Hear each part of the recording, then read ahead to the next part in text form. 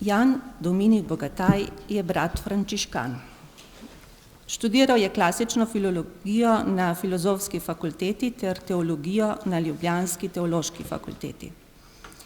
Leta 2018 je diplomiral iz bibličnih študij v Jeruzalemu, naslednje leto je magistriral na teološki fakulteti z delom Transformativna vizija metamorfoze v zgodnjekrščanski literaturi.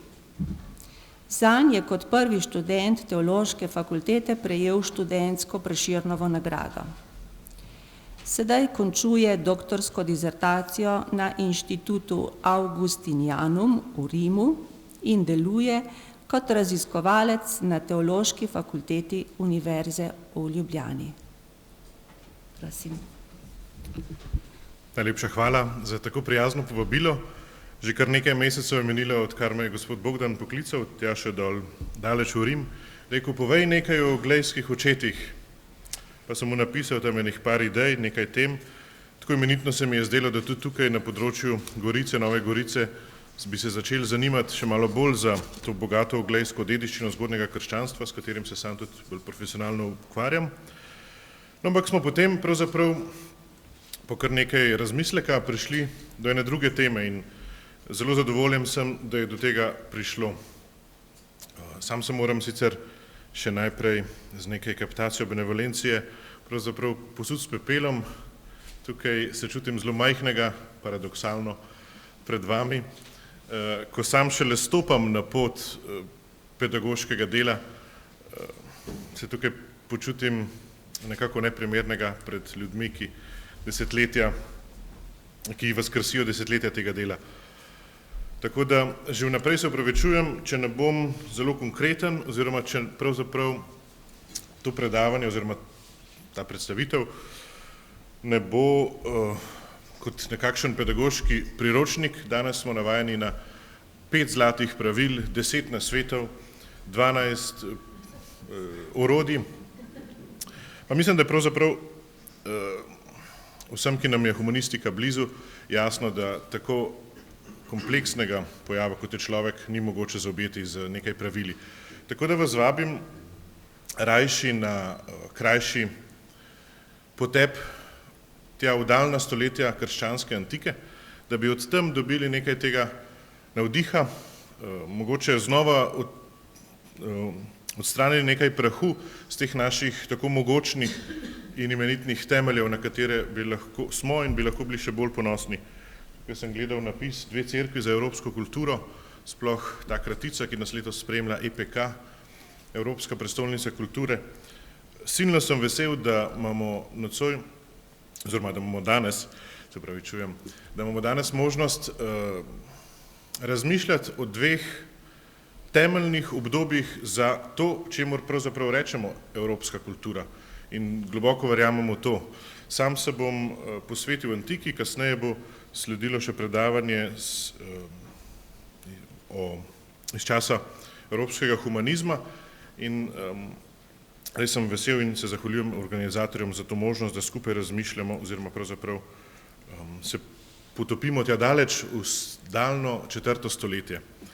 Zdaj še zadnja uvodna beseda, zakaj je sploh prišlo do te ideje, da vas lahko tukaj kar spreleti nekaj hlada ali pa srhu, ko vidite nekaj latinskih besed, nekaj čudna imena, Bazilij Veliki, kaj je zdaj to, ne?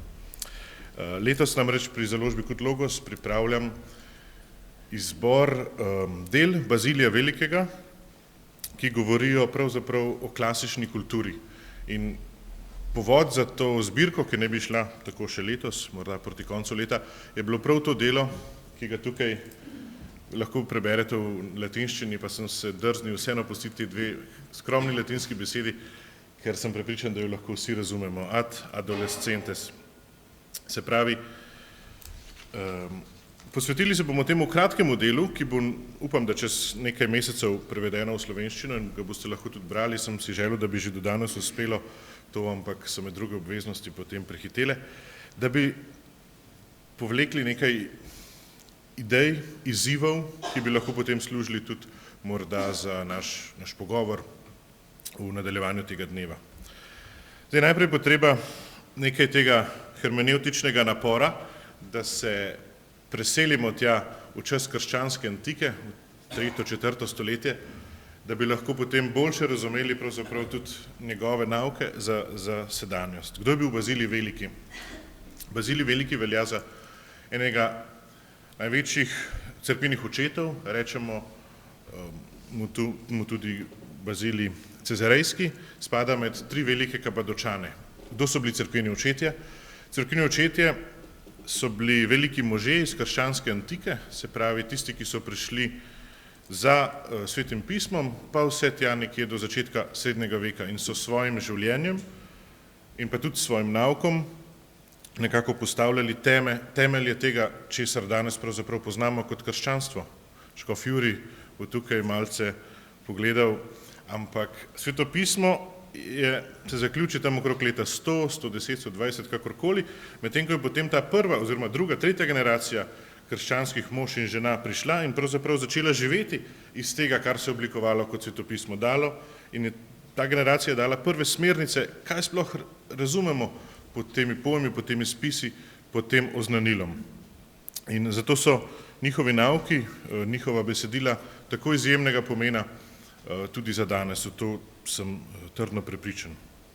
Torej, Bazilij Veliki se prihaja iz, bomo rekli, današnje osrednje Turčije, Kapadokija, včasih tisti, ki kaj potujete ali pa spremljate kakšne kataloge potovalnih agencij, vidite potovanje v Kapadokijo in vidite tako slikovito pokrajino s tistimi baloni, gledajo danes tam. Tudi ko sem sam potoval po tistih krajih, se nihče več ne spominja tam, oziroma ni posebnih obeležij.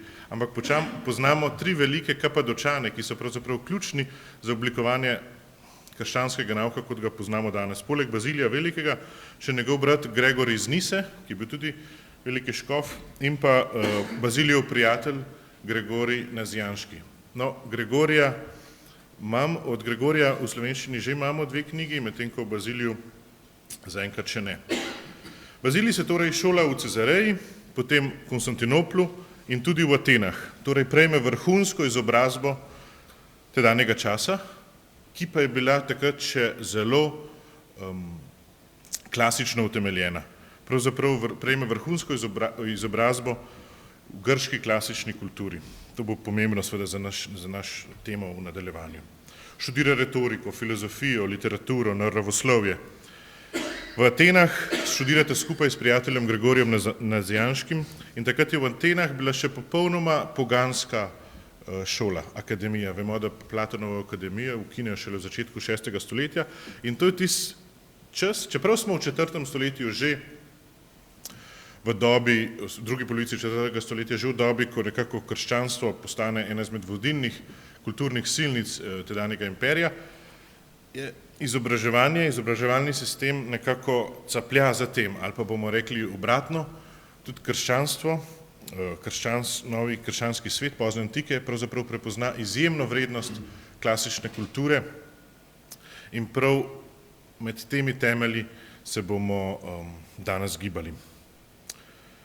Zdaj, Bazilij je pomemben tudi zaradi njegovega prispevka k razvoju nauka v Sveti Trojici in podobno, ampak to pustimo za kdaj drugič. Umre potem leta 379, prav 2 leti pred nicejskim koncilom, pred carigrajskim koncilom, ki potrdi nicejsko vero.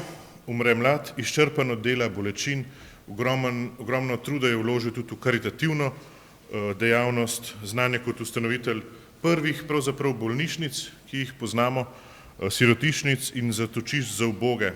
Njegovi centri so bili imenovani tako imenovane bazilijade. Torej izjemen mož, ki je znan tudi po svojih spisih. In temu spisu kratkemu, v slovenščini bo to 15-20 strani, se bomo danes posebej posvetili. Torej to kratko delo, ki je poznano pod različnimi naslovi, nekako najbolj uveljavljeno je tole, ki ga vidite na projekciji, Ad adolescentes de legendis libris gentilium. Recimo v slovenščino bi to lahko prevedli mladim o tem, kako s pridom brati pogansko književnost, literaturo. Gre za pravzaprav kolosalno delo bomo rekli, evropske pedagogike. Tega se nič ne sramujem. Seveda posebej s humanizmom, ko se začnejo vračati nazaj v antiko, to delo nekako res postane priročnik, izjemno razširjeno in je pravzaprav prvo delo, ki govori o krščanski pedagogiki. Velja po svoji zvrsti za nekakšno pedagoško, spodbudno, ekshortativno besedilo, ki je bilo verjetno napisano kot govor ali pa je zgolj napisano v formi govora oziroma neke uvodne nagovorne besede za krščanske dijake oziroma študente, ki so se šolali v tej grški retorični in literarni tradiciji. Verjetno je bilo takrat namenjeno mladim dijakom, starim 15-16 let. Zdaj bomo pa videli, kakšno kulturno obzorje so že takrat imeli mladostniki, da jim je lahko pisal o tako pomembnih temah. Zdaj vsebinsko je to delo sestavljeno iz dveh nekakšnih tematskih jeder. V prvem delu Bazilij preiskuje, kaj je v spisih, on pravi, tistih zunaj koristno za duhovno življenje. Se pravi logoj ton exothen, se pravi o spisih, ne samo književnosti, ampak tudi znanosti. On se ukvarja torej s pogansko literaturo, ki je bila takrat zrak, ki so ga dihali, izobraževalni sistem, v katerem so se formirali, nekako pogleda na to, kaj je lahko tudi v teh spisih kulturno koristno za nekaj, čemur on reče, recimo etična vzgoja, vzgoja v kreposti, ali pa vzgoja tudi konec koncev v zadnji fazi k nekemu celostnemu krščanskemu, v neko celostno krščansko osebnost. Medtem ko v drugem delu dela pogleda na hvalevredne zglede iz poganske kulture, ki so prav tako lahko koristni ne v smislu besedil, ampak v smislu del. On pravi praxeis ton exothen. To je tudi zanimiv izraz iz tistega časa, ki so ga te zgodnje krščanski možje radi uporabljali, se pravi hoj exothoi, se pravi tisti, ki so zunaj, tisti, ki niso del krščanske skupnosti. In v krščanski antiki vemo, da imamo različne poglede, pravzaprav cel spekter različnih odgovorov na to vprašanje, razlike med tem, kar je bila krščanska skupnost, cerkev bomo rekli, in pa tem, kar je bila kultura. Nek Tertullian, mogoče ste že slišali za njega, začetnik latinske krščanske književnosti, gigant, tam iz prehoda iz 2. v 3. stoletje, pravi, kaj imajo Atene z Rimom, pravzaprav kaj ima Platonova akademija s cerkvijo, se pravi postavi zelo jasno ločnico med tem poganskim svetom in pa krščanskim svetom. Na drugi strani lahko brez težav prav Bazilija s tem kolosalnim delom označimo za zagovornika, bomo rekli, neke sinteze ali pa pravzaprav dialoga, danes bi rekli, s profano kulturo. In prav o tem bi rad danes razvil še nekaj misli. Kako se takrat niso vsi ustrašili poganske tuje kulture, ampak so z njo aktivno stopili v dialog. Glavni namen tega dela je bil pravzaprav usmerjati mlade kristjane, naj se soočajo z antično pogansko literaturo, ki je takrat seveda tvorila še vedno glavni del tega izobraževalnega sistema v tem helenističnem svetu, v katerem Bazilij živi. Bazilij torej ne poziva k zavračanju poganske modrosti, temveč ponuja, lahko temu rečemo, disciplino selektivnega branja ali pa razločevanja. Treba je izluščiti, kar je koristno in kar je v skladu s krščanskimi vrednotami, ter zavreči tisto, kar je z njimi v nasprotju. Tukaj naj omenim, preden gremo k prvemu odlomku, ta temeljni grški pojem hrezis, ki so ga, kar pomeni uporaba, korist, ki so ga cerkveni očetje zelo radi uporabljali prav v tej prizmi.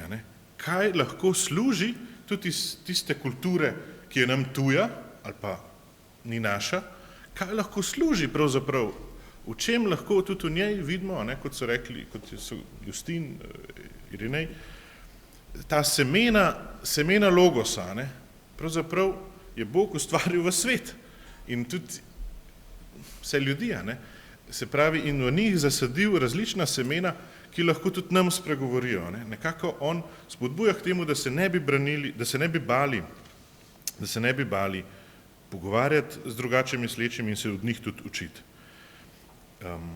Tekom te predstavitve bomo prebrali tudi nekaj odlomkov, zelo kratkih, ki nam lahko to še s posebno živostjo ponazorijo. On pravi v 2. poglavju: Treba se je zavedati, da je pred nami največja od vseh bitk, za katero smo primorani narediti vse. Za moč zanjo pa moramo, kolikor zmoremo, prenesti vsak napor.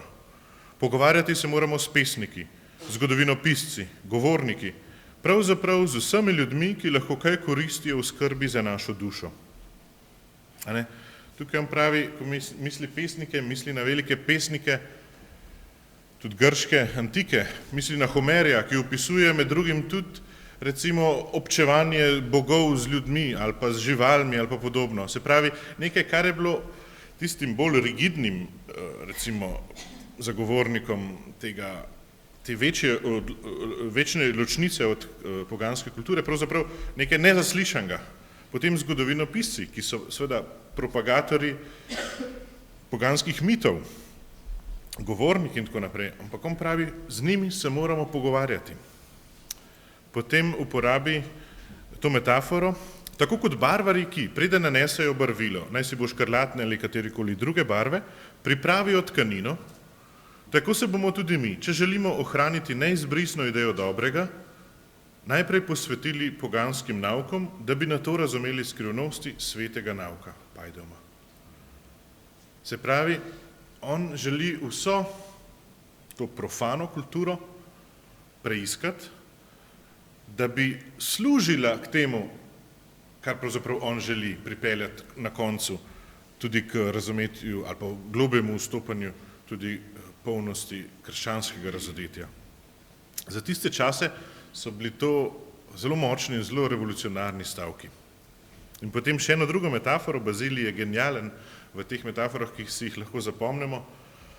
Se pravi, imamo barvarje, potem gre k odsevu sonca v vodi. Ko se bomo najprej navadili gledati odsev sonca v vodi, bomo na to lahko pogled usmerili v svetlobo samo. Vidite, kako s to lepo primerjavo pravzaprav oblikuje nekaj, čemu rečemo recimo tudi neka gradualnost ali pa neka postopnost v vzgoji, v izobraževanju.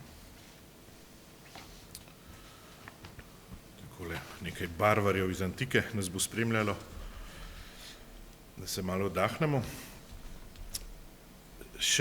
Zdaj bomo prebrali še 2 zelo kratka odlomka. Če nič drugega, si zapomnite to metaforo, ki jo zdaj Bazilij uporabi, ker je osrednja in najbolj pomembna za to delo. Pardon, to je pa... Kje pa je zdaj? Se bo morali pa zapomniti. On namreč uporabi metaforo čebel, ki iz rož poberajo samo tisti nektar, ki koristi. Prav tako naj kristjani iz poganskih besedil vzamejo samo tisto, kar krepi krepost, in duha. V tem smislu Bazilij poudarja ta etični vidik vzgoje, ideal čednosti, kreposti, arete, sofrosine v grščini, zmernosti in kreposti. In zdaj citiram, on namreč uporabi metaforo čebel, ki nabirajo nektar, ampak vzamejo samo tisto, kar je resnično vredno. Kakor čebele, ki znajo za razliko od drugih živali, omejenih na uživanje v vonju in barvah cvetlic, iz slednjih pridobiti tudi med, tako lahko tisti, ki v omenjenih besedilih ne iščejo zgolj užitka in slasti, iz njih potegnejo tudi kakšno korist za dušo. Ta besedila moramo torej uporabljati na način, da vsem posnemamo čebele. One ne gredo kar počez nad vse cvetlice in ne skušajo vsega odnesti iz tistih, s katerih se lahko kaj odnese, temveč z njih poberejo le, kar zasluži za predelavo, medtem ko ostalo pustijo. Če smo modri, bomo iz teh besedil vzeli, kar nam je domače, hoson oikejon himin, in je sorodno z resnico, ostalo pa pustili. In kot se pri nabiranju vrtnic izogibamo trnju, se moramo enako pri nabiranju koristnega iz posvetnih knjig izogibati tega, kar je v njih škodljivo. Najprej moramo zato pazljivo preučiti vsako vedo in jo usmeriti k ustreznemu cilju, tako kot pravi dorski pregovor, da vsak kamen premerimo z merilno vrvico. Se pravi, predstavljamo si čebele. Ravno ta teden sem bil na obisku v enem naših samostanov, kjer imajo tudi en tak manjši čebeljak, tam so me očarale tiste panjske končnice, ki jih je poslikal en pater, in sem se jim malo preveč približal in sem takoj dobil en pik direktno v glavo. Ampak vemo, da filozofi so bili vedno radi blizu čebel. In tudi Bazilij povzame to metaforo. Ne? Čebele točno vedo, kje bodo dobile nekaj koristnega. Ne letajo kar povsod, ne hodijo po vseh cvetovih, ampak le tam, kjer je tisti nektar, ki ga lahko pretvorijo v med. Bazilijevo delo torej odraža neko spoštovanje do klasične grške kulture. Kaj to pomeni? Predvsem do Platonove in pa stoične etike. V njem najdemo številne aluzije na Homera, Herodota, Platona, Aristotela in druge avtore, vendar vselej z zadržkom. Njihova pisanja so dobra priprava za resnično modrost, ki pa jo kristjan potem najde v Svetem pismu. Na ta način Bazilij torej vzpostavlja most med klasično kulturo in pa krščanstvom. Ne kot nasprotje, ampak kot pripravo. Ta pristop je zaznamoval kasnejši bizantinski in tudi zahodni humanizem, posebej v obdobju renesanse, kot bomo potem slišali še v nadaljevanju.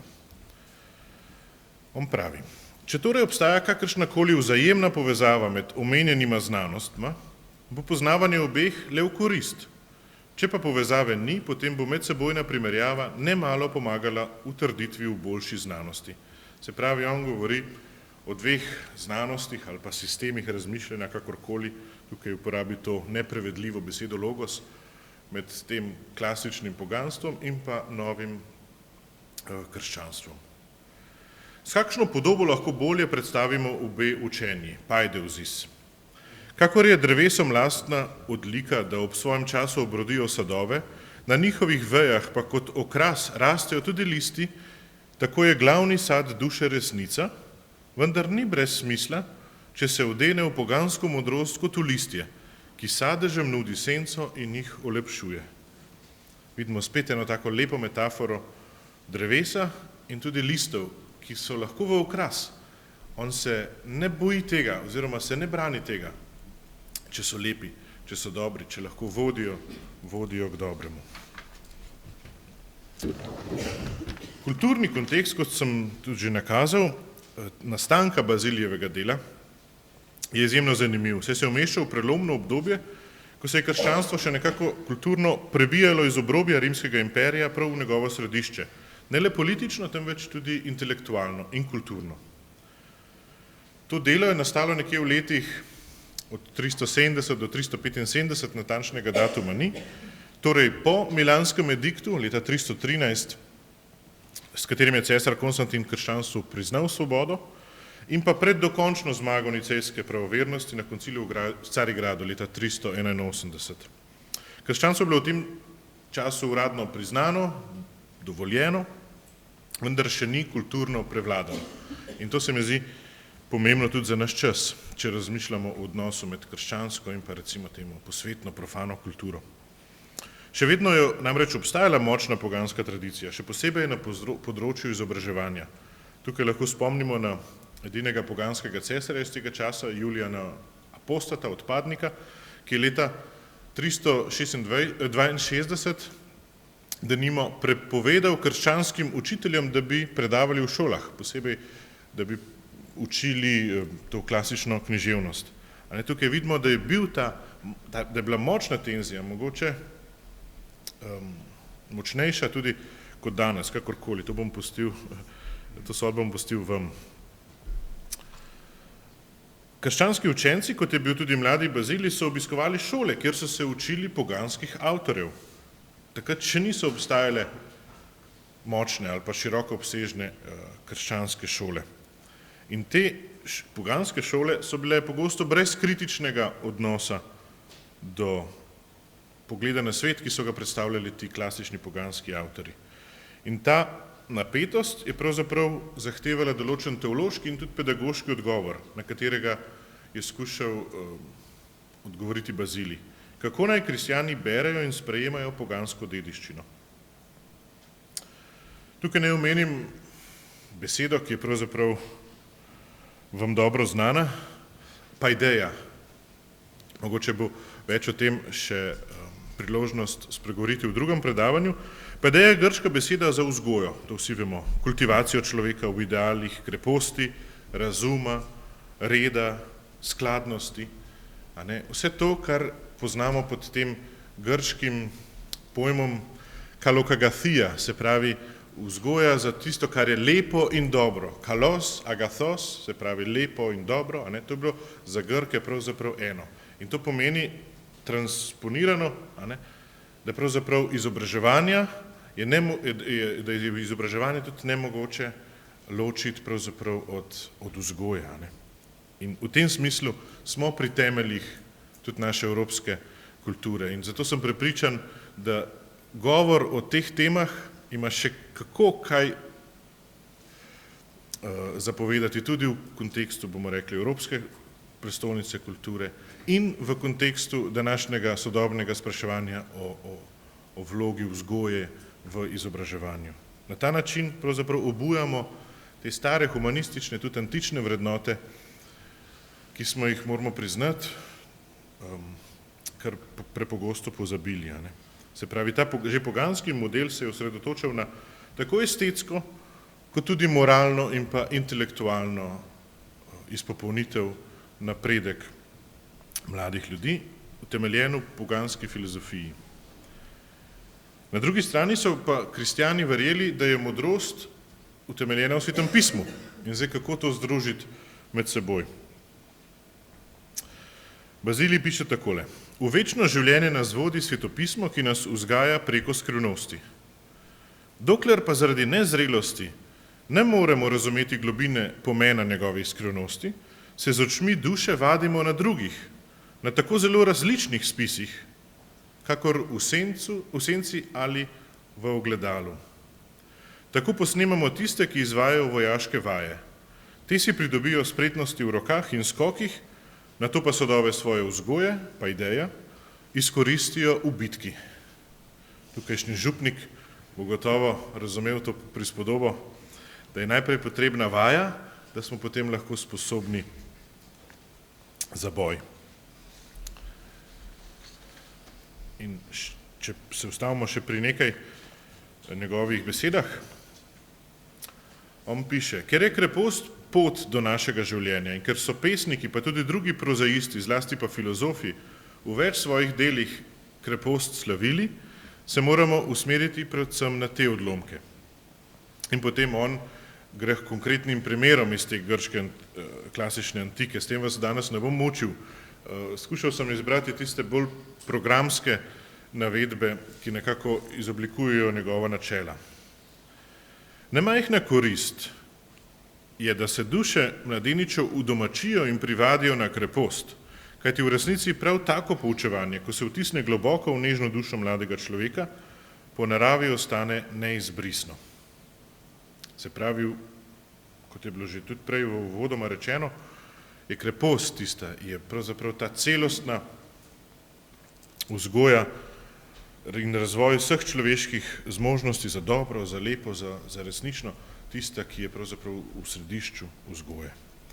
Tako si bomo torej prisvojili tista besedila, ki vsebujejo dobre nasvete. Ker pa so tudi znamenita dejanja mož iz davnine, bodi si ohranjena v izročilu, bodi si zapisana v spisih pesnikov ali prozaistov, ne smemo zamuditi priložnosti, da prav tako iz njih potegnemo kaj koristnega.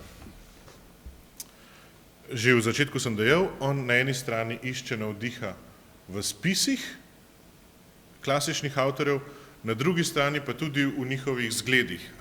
Se pravi, ko bomo razmišljali proti koncu tega predavanja tudi o tem, kaj ta načela lahko pomenijo za danes, si lahko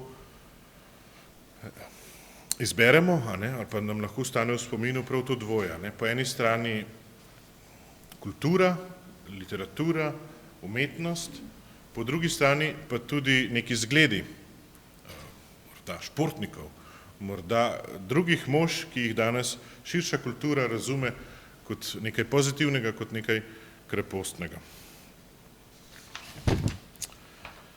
Še nekaj Bazilijevih predpostavk in poudarkov pri vzgoji, kot so razvidni iz tega dela, potem pa bomo šli počasi proti koncu. Za njega, kot lahko razberemo iz tega pisma, vzgoja pomeni predvsem deliti izkušnjo življenja. On pravi, da je učencu mogoče učinkovito posredovati le tisto, kar vzgojitelj najprej sam doseže. Ker je tudi sam ustanavljal šole, je moral sam poznati učno snov in pa predvsem njen vpliv na mlade. Po drugi strani se Bazilij tudi zaveda, da so prvi vzgojitelji in pa odgovorni za vzgojo otrok starši. Kaj zdaj to pomeni? Se pravi, da je moč prenašati, vzgajati le tam, kjer obstaja neka velika bližina. In zato se tudi on v uvodu v to svoje delo predstavi kot stric, ki nagovarja nekako te svoje mladeniče, 15-16 letne, ki jih želi vzgajati. On se dobro zaveda tudi, da so mladi, ki jim piše, zelo občutljivi, da so kakor vosek, v katerem ostane zapisano vse, kar gre prek njega. Takrat so še pisali na take voščene tablice, ki so jih potem vedno znova pobrisali in zgladili, in on se zaveda, da le rahel potek s kakšno paličico že pusti sled v tem vosku. In pravzaprav z vzgojo je enako. Ta občutljivost, verjetno tudi danes nas še kako nagovarja, ker smo soočeni s tolikimi različnimi vrstami razne krhkosti naših mladih. Še en poudarek o vzgoji iz Bazilija. On pravi, da je za uspešnost vzgojnega procesa nadvse pomembno prepoznati cilj oziroma smisel življenja. Tukaj omenim še eno grško besedo, s tem vas nočem posebej obremenjevati, ampak telos. Grki so razumeli ne zgolj nek uspeh, rezultat, nekaj, kar je vidno, ampak splošen cilj, kaj je namen vsega, kaj je smisel celotnega življenja. Se pravi, uspešnost vzgojnega procesa bo dosegla svojo izpolnitev, kadar bo dobro poznala cilj, namen, smisel. In ta je veliko širši kot zgolj usvojiti neko znanje. In še zadnji poudarek. Pomembno je, da tudi mladi sami, kot pravi Bazilij, svobodno izberejo smisel življenja in pri tem ne odlašajo. Čeprav je pot do velikega cilja strma in naporna. Kot sem že prej rekel, on pravi, da je to velik boj. Kakorkoli včasih ta boj doživljamo verjetno bolj na tej fronti med pedagogom in vzgajancem, ampak v resnici se pravi boj odvija v mladem človeku, ki je soočen s toliko izbirami, s toliko možnostmi, s toliko negotovosti. In učitelj je tu, da mu pomaga, da ga krepi v tem boju, konec koncev k najdenju smisla življenja. Bazilij, torej, če skušam povzeti nekaj teh osrednjih misli, preden podam še nekaj izzivov. Po eni strani priznava vrednost grške literature, predvsem v etično-vzgojnem smislu. Ko govorim grške literature, lahko mirno preslišite grške, pa vstavite notri poganske, profane, posvetne, kakršnekoli.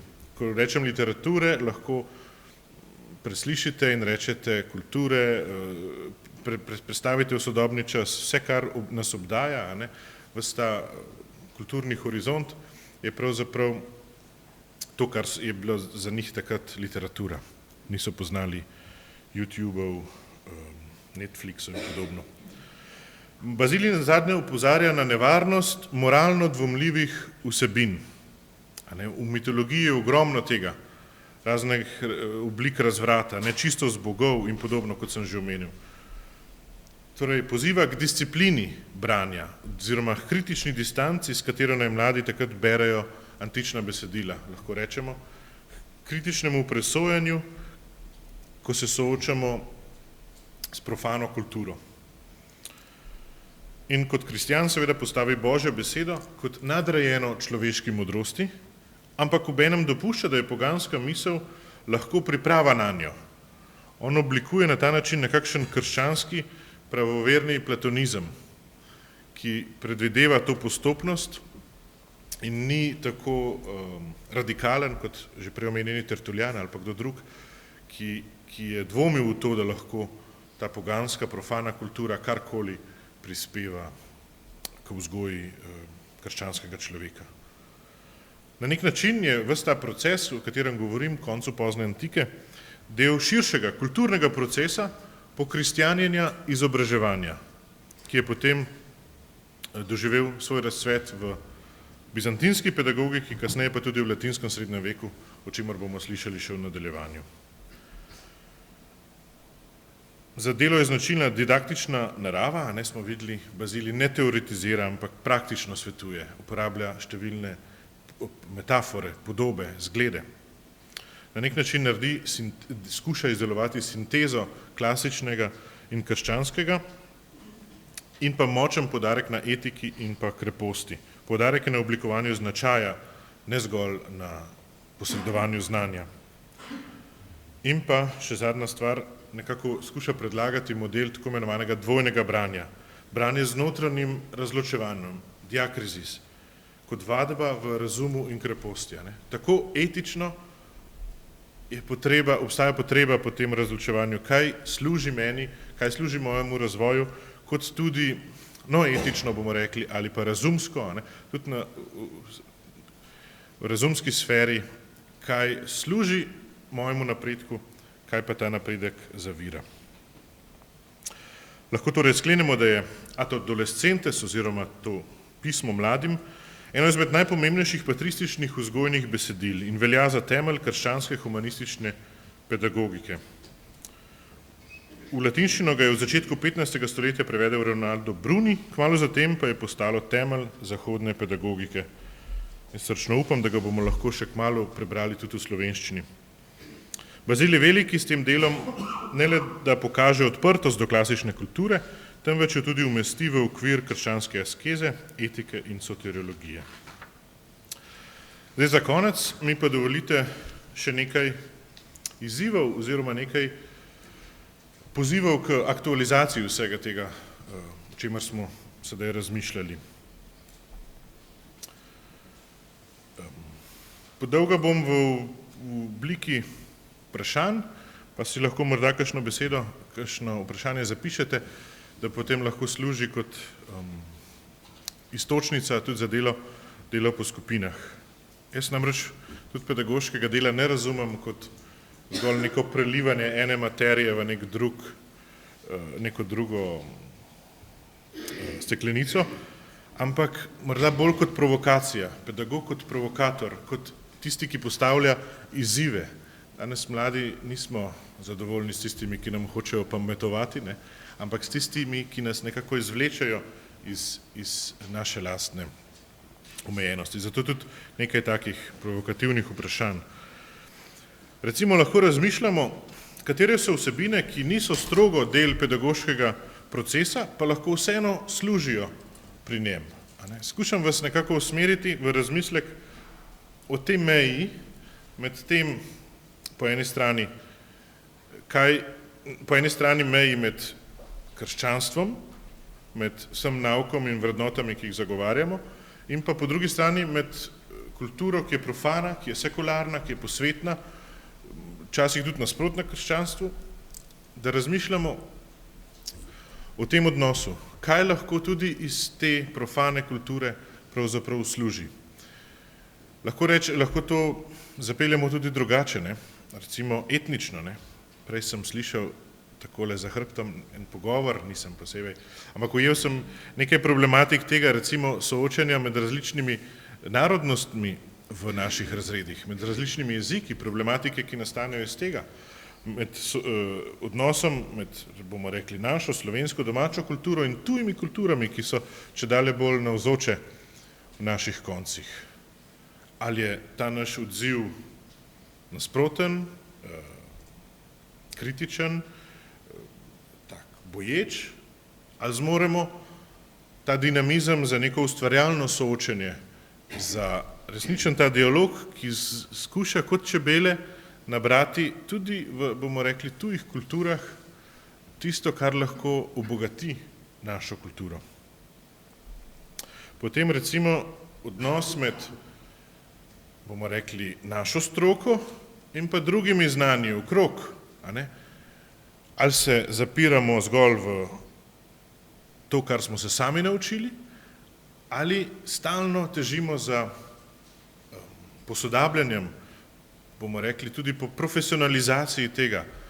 Včasih lahko nekako zaspimo pri tem, kar smo se naučili v šoli, na fakulteti. Bazilij nas lahko posredno tukaj izziva k temu, da moramo biti tudi kot kristjani ali pa tudi kot strokovnjaki za eno področje sila profesionalni, brez strahu po obvladovanju drugih ved. Pedagog danes ne more se osredotočiti na svojo ozko materijo, brez da recimo pozna številna spoznanja psihologije, antropologije, socialne psihologije, andragogike in podobno. On pravi, da pravzaprav dobro obvladanje tudi teh profanih veščin vodi k nekemu globljemu dojemanju krščanstva kot takemu. Mogoče še malo bolj splošno, kako lahko danes razumemo vlogo vzgoje kot oblikovanja celostnega človeka v luči tega Bazilijevega modela, ki temelji že na antični pedagogiki pa ideji, ki združuje razum, etiko in pa tudi duhovnost. Temeljna dilema, ali sodobna šola še vzgaja ali zgolj izobražuje. Kakšna bi bila danes ustrezna krščanska pa ideja, krščanski pristop k vzgoju in izobraževanju? Kako lahko v današnjem pluralnem in pa tudi sekulariziranem okolju razbiramo, kaj je v sodobni posvetni kulturi tisti nektar za dušo in pa kaj je po drugi strani trnje, ki nekako ne služi k temu, da se začudimo nad lepoto vrtnic. Se lahko strinjamo z Bazilijevim pogledom, da je poganska oziroma posvetna modrost nekakšna priprava na sprejem evangelija, ki pa vidimo tiste prepreke v sodobni kulturi, ki obdaja nas in naše mlade, ki nasprotujejo vzgoji v tem, v kar verjamemo kot kristjani. Kako mladega človeka voditi k razločevanju med uporabnim in škodljivim v poplavi informacij in kulturnih vsebin današnjega časa? Kakšna bi bila danes praktična aplikacija Bazilijevega modela, ki smo ga lahko tudi prebrali? Najprej vadi pogled na odsevu sonca v vodi, nato šele glej sonce samo. In naj končam z enim takim, morda zelo banalnim primerom iz moje skromne pedagoške prakse, pa mogoče lahko na konkreten način, tako kot Bazilij, služi za osvetlitev tega, kar sem skušal nakazati. Ko sem še študiral v Ljubljani, smo imeli tudi obvezno pedagoško prakso, bomo rekli, in sem hodil pomagati v župnijo Ljubljana Bežigrad k delu z različnimi skupinami mladih, starejših. In mi je enkrat padalo na pamet, pravzaprav, če bi njim prenesel tele cerkvene očete, Bazilija, Tertuljana, ljudmi, s katerimi sam najraje največ časa preživim, bi verjetno hitro zamahnil z roko. Ne? Potem sem se pa spomnil na eno drugo plat tudi svoje vzgoje, ali pa bomo rekli svojega vstopanja v kulturo. Kot mladostnik sem namreč zelo rad poslušal glasbo rap, hip-hop.